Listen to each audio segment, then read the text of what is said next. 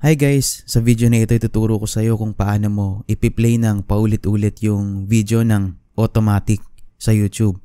So, una punta ka muna sa video na gusto mong i-autoplay ng paulit-ulit. So, halimbawa ito. Ayan.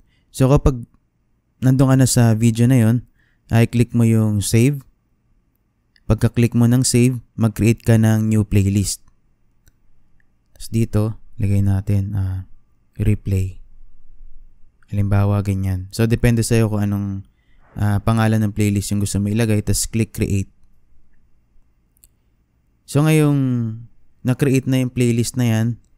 So, i-close natin yung video na yan. Tapos, punta tayo dun sa playlist na yon. So, i-click mo yung profile picture mo sa ibabang kanan. Tapos, punta tayo sa playlist, click mo yung view all. So, nahanap na natin yung ginawa nating playlist, yung replay. So, i-click natin yan.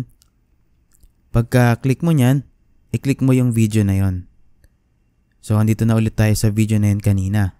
So, kapag nandito ka na, i-click mo yung area na to. Itong merong yung nasa baba. So, yung area na yan. Tapos, i-click mo tong arrow na nasa kaliwa.